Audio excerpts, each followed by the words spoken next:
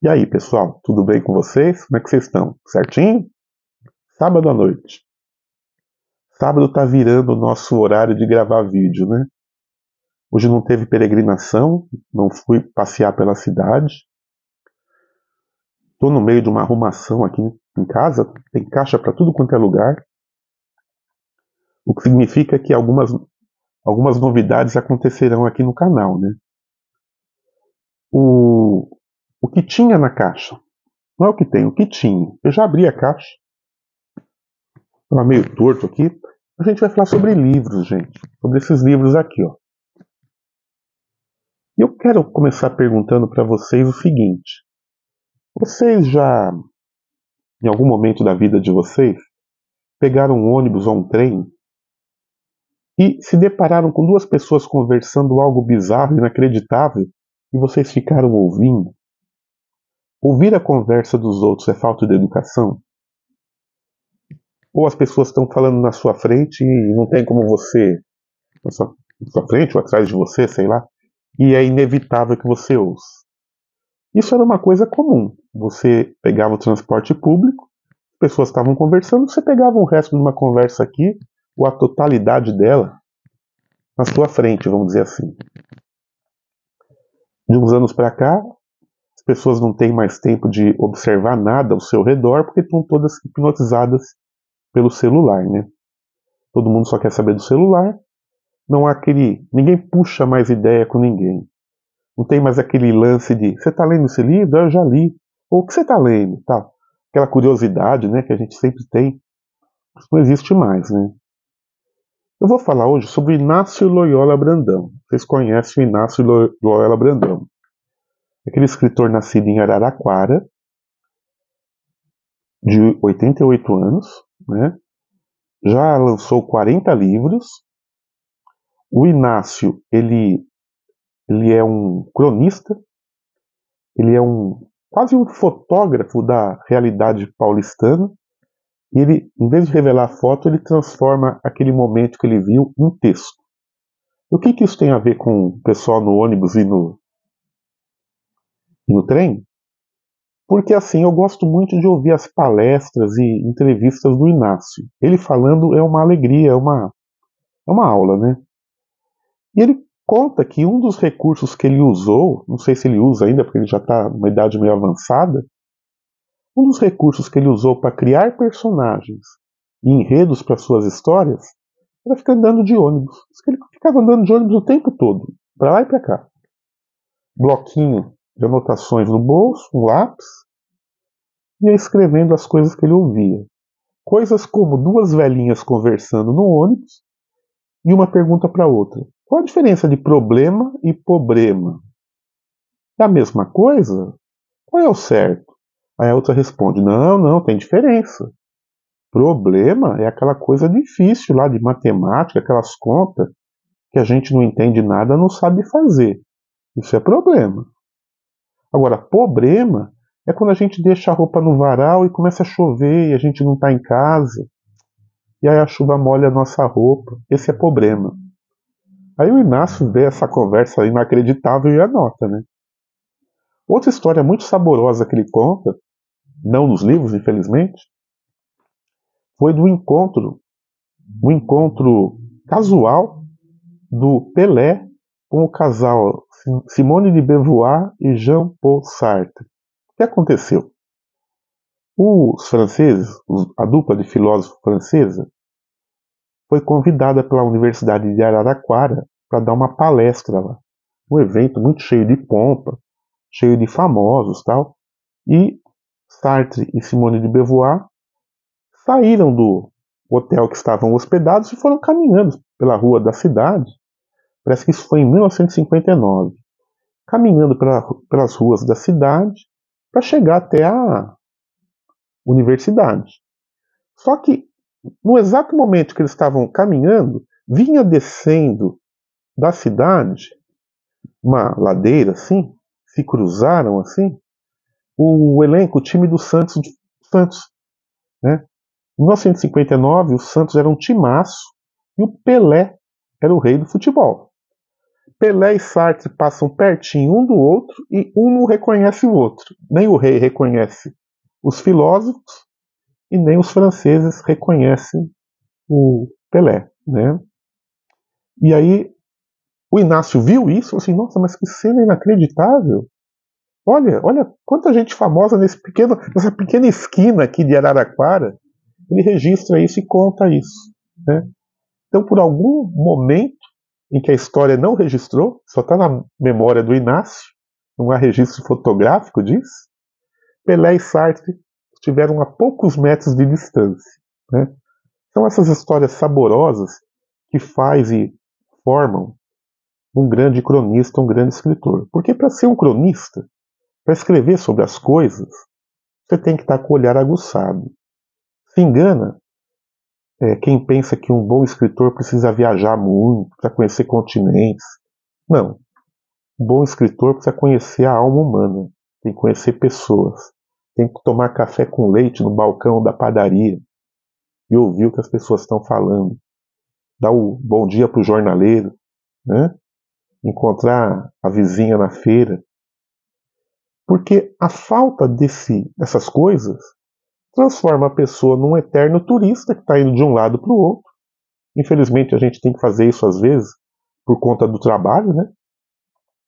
E a gente vai deixando de ser o que é para se transformar em algo que a gente nunca vai ser. Porque a gente nunca vai atingir essa materialidade, a gente não vai se transformar num, num internacional, vamos dizer assim, né? Numa pessoa famosa. Por dizerem se transformar em pessoa famosa, uma outra história que o Inácio conta é o seguinte: e perguntaram para ele, mas o que você queria ser quando crescer? O que você pensa da vida, tal? Por que você virou escritor? Aí ele fala, olha, eu sempre gostei de escrever, sempre tive o dom para escrever, e o meu maior sonho da minha vida era pegar o trem, lembrando que Araraquara, né? Lembra do time de futebol? Ferroviária de Araraquara? A ferrovia é muito presente, muito importante no município de Araraquara.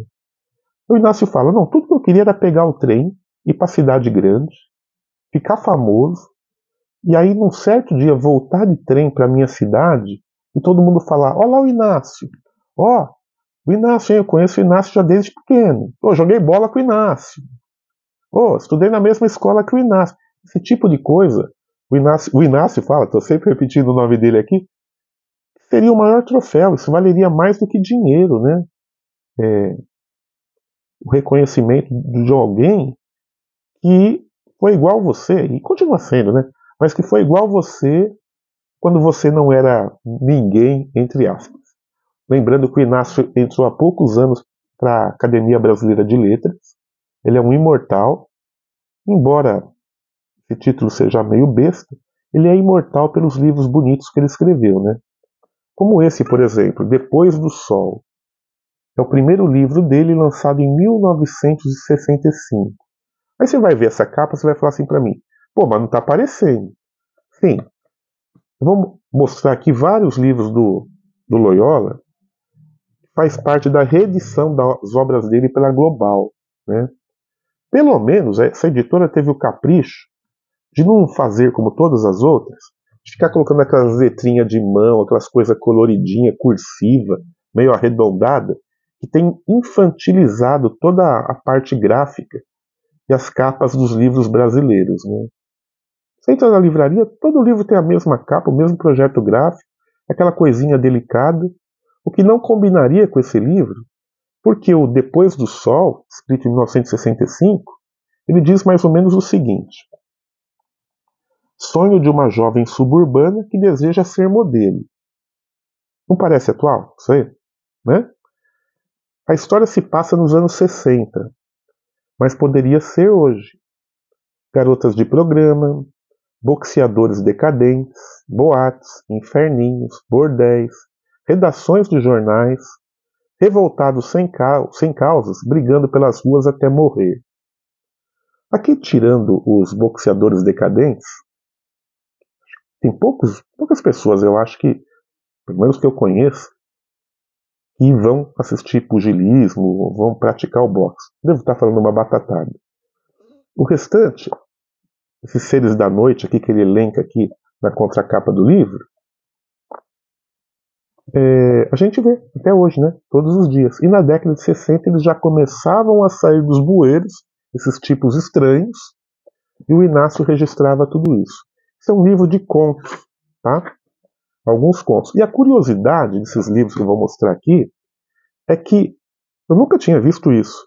Existe uma espécie de making-off dos livros, como o livro foi feito. Olha aqui é a primeira capa, a capa original do Depois do Sol. Dá de 10 a 0, né? Embora seja preto e branco, essas capas antigas têm um charme que o melhor dos desenhistas de hoje não conseguem emular, né? Olha que legal essa propaganda do livro, ó. Antes de falar mal do Loyola, leia esse livro. Depois fale mal com conhecimento de causa. Inácio de Loyola, Depois do Sol, editora Brasiliense. Pois bem, antes da Global, saiu pela Brasiliense. Aqui a gente tem o Francisco Coco. Lembrando que isso aqui é o making-off do livro. Nunca tinha visto isso. Que é o quê? Quais são os personagens, os filmes, os momentos que inspiraram o autor a escrever essas histórias. Pode ser um filme, uma peça de teatro, uma partida de futebol e assim por diante. Depois do Sol marca a estreia literária do escritor araraquense. Será que é isso o nome? Desculpa, pessoal. Aqui uma capa simples, porém bonita. Está escrito a palavra zero dentro dessa bola branca aqui. Zero foi um livro que foi escrito em 1975 pelo Loyola, mas que só foi lançado em 79. E por quê? Porque esse livro fala sobre a ditadura militar, o Esquadrão da Morte, desaparecimento de pessoas, o arrepio das leis, nada muito diferente do que acontece hoje, hein? O raio-x do Brasil da década de 70, né? E aí quando a censura lê o livro, fala assim, de jeito nenhum, isso não vai ser publicado nunca, né? E aí, esse livro sai primeiro na Itália. Então, o Zero ele é escrito em português, mas é editado pela primeira vez em italiano, quando os italianos tomam conhecimento da censura, né? A Europa já estava com uma cabeça já diferente, censura era coisa de país sul-americano, né? E aí, a ditadura só libera o livro em 79. Aí a editora do Pasquim, né? O pessoal do Pasquim lança o Zero, né? Vocês lembram o Zero com aquela capa azul, né? Uma capa meio azul escura e uma bola preta, né? Muito bacana. Tem umas piadinhas aqui no meio, tentando abrandar um pouco a gravidade e o peso que esse livro tem, né? Mas foi um livro que marcou muito a década de 70. Esse livro é a cara da década de 70. Depois a gente vai para o livro Cadeiras Proibidas. Olha só, da Global também, né? Foi lançado pela primeira vez em 1996, se eu não estiver falando bobagem, é isso mesmo. E ele é um livro de contos, né? Aqui o que mais está valendo é a ironia. Esse livro ele tende para o humor, né? Na contracapa diz: um Big Brother poético, revelador e cínico das nossas vidas. Essa observação que o Loyola faz da vida do outro, ele chega a ser às vezes até maldoso, porque ele descortina tudo, né? Aqui um título que eu acho bem bacana, bem poético. Pega ele, silêncio. Pega ele, silêncio. Há um boxeador aqui na capa. Esse livro faz parte também dos primeiros livros que o Loyola escreveu. Ele é de 1968, foi lançado pela Bloch em 68. Lembrando que esse escritor tem 40 livros publicados, né? Loyola virou imortal em 2018, se não me engano, recentemente. Quer dizer, nem tão recente. nos últimos anos ele vira imortal, e quando ele vira imortal, começam a reeditar os livros dele, como a Global fez aqui. Eu arrematei tudo isso numa feira, não lembro aonde. Não sei se foi em alguma Bienal. E temos aqui então o Pega Ele Silêncio. O que será que é isso, hein? São um livro de 3 contos. E também é um livro que, na cronologia, na data aqui da história, da trama aqui, ele é um pouco anterior ao golpe de 64. Uns chamam de revolução, outros chamam de golpe. Aquele momento que o Brasil enfrentou, né? Esse livro, ele é um livro da década de 70, será que é isso? Eu falei 68? Agora eu já não sei, hein? E faz parte da obra do Inácio. Aqui, a grande obra, a obra-prima, o melhor livro, não sou eu que estou falando, é a crítica especializada, é quem entende de literatura. Eu já li esse livro 2 vezes, não esse exatamente, mas o que tem a capa original, capa laranja. Estou falando do grande Não Verás País Nenhum.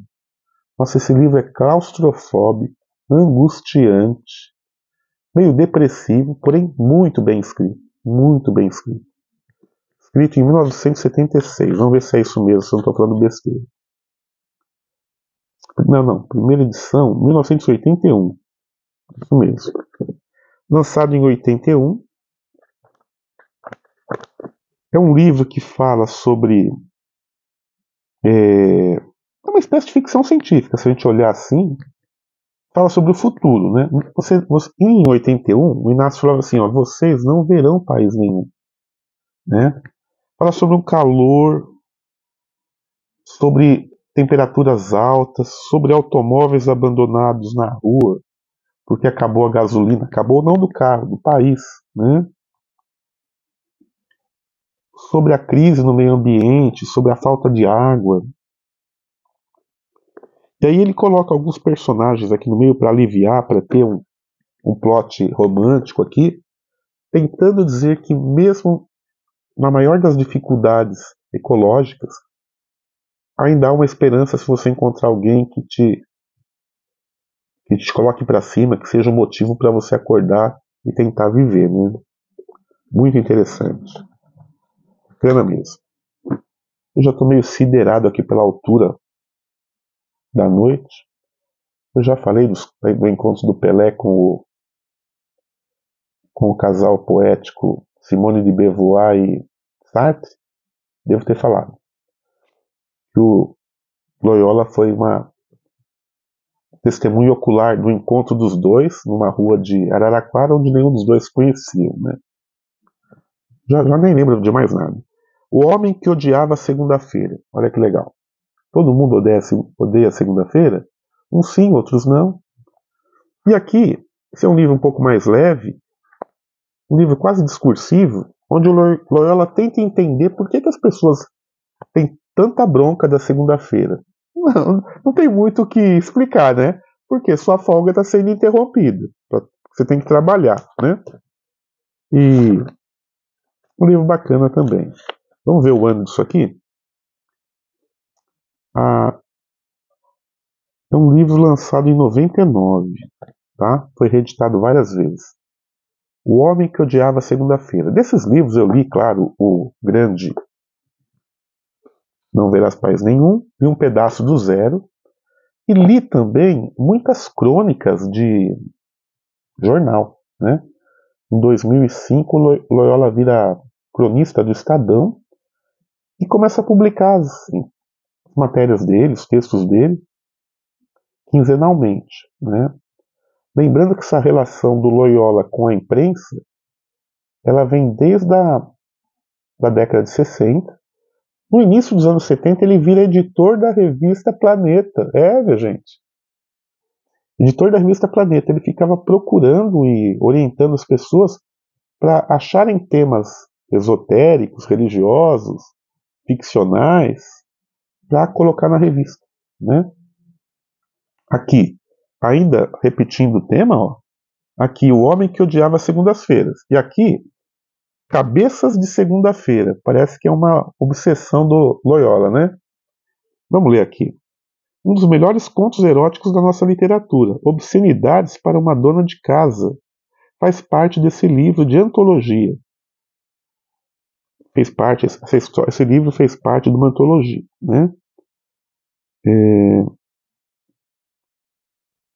Como é que é?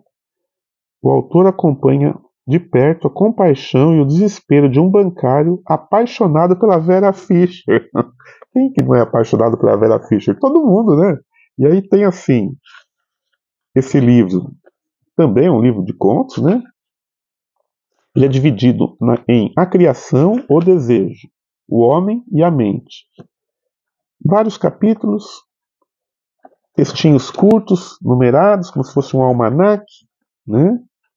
Eu não entendi o título ainda porque eu não li. O título é Cabeças de Segunda-feira. Né? Aqui um livro famoso dele também, faz parte da nata da produção literária do Loyola. Estou falando do Beijo Não Vem da Boca. Vocês já viram esse título e esse livro em alguns sebos, né? O Beijo Não Vem da Boca.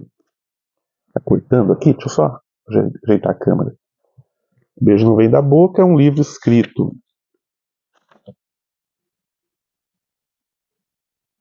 Não, ele não pode ser de 99. Esse livro é anterior a isso. Né?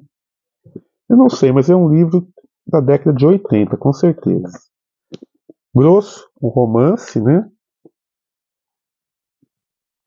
Fala sobre amor, paixão, decepção e, claro, da cidade grande.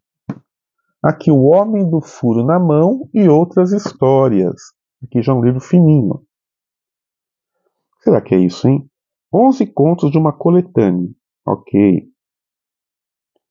Atenção permanente, o que é o ser humano. Aquele negócio. O Inácio ele fica repetindo os temas.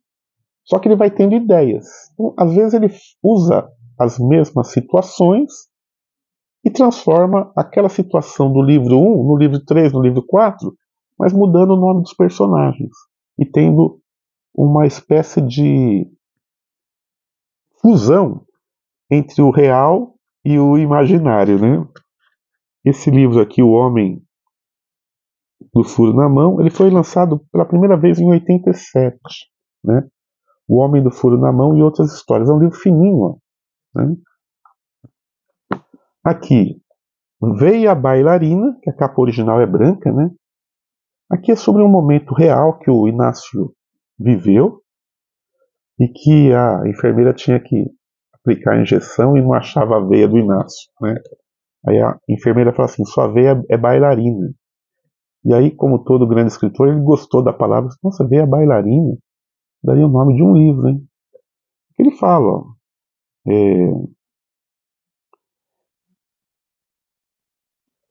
fala de uma pessoa, caminho do centro cirúrgico, também ele volta a falar sobre a cidade de Araraquara, comenta sobre a Clarice Lispector, fala do Luiz Fernando Veríssimo, fala de aneurismas cerebrais, porque aqui o personagem, no caso ele, está com medo de morrer. Né?